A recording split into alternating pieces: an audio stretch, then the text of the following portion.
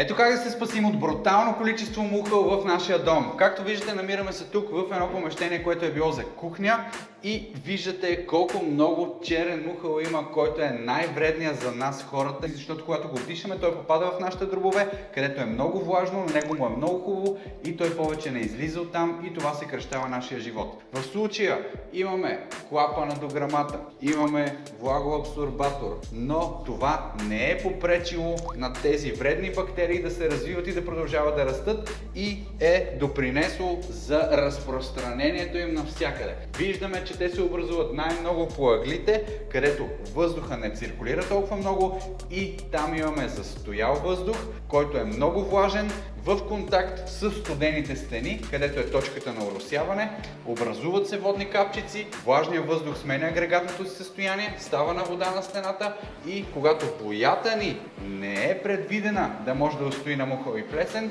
тя се намокря и по повърхността на боята се образува ето това неприятно нещо, което е изключително вредно. Затова, за да може да се спасите от този мухъл, това, което трябва да направите, първо задължително трябва да го почистите. Може да използвате спрейовете за почистване на мухъл, но можете и вие да си направите домашен разтвор, като смесите белина и вода 1:1. След това напръсквате, задължително сте с маски, за да не дишате тази чернилка и да не ви влиза в дробовете. Напръсквате, оставате да престои. След това с влажни гъби и парцали измивате. Трябва да измиете всичко. След това трябва да изсъхне. След като изсъхне, трябва да видите кое пада, кое не пада, да изчепкате слабите места.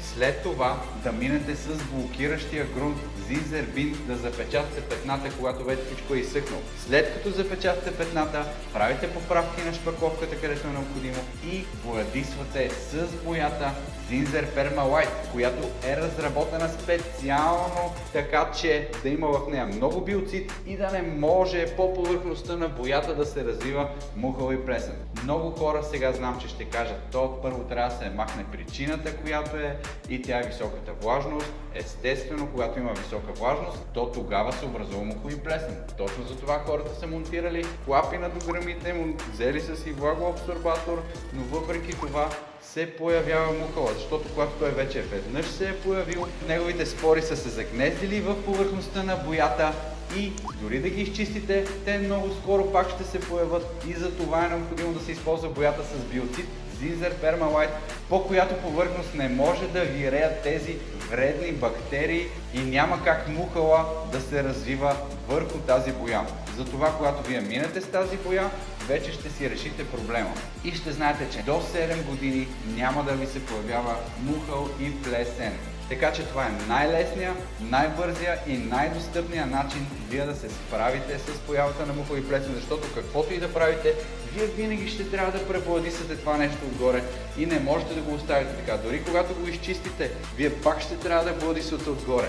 И защо да бладисате с боя или фасаген, които отново по тяхната повърхност ще се появи мухъл и плесен, защото не са имунизирани? След като знаете, че влажността тук е толкова висока, използвайте правилната боя, която е предвидена за супер влажни помещения, като бани, съвлекални, тоалетни, душови зони, пекарни, пицерии, месарници и други места, където влажността е феноменално висока и има много големи предпоставки за развитието на мухъл и плесен. Намазвате с тази боя 2 ръце, хубаво е разбъркана, не я разрежете с вода.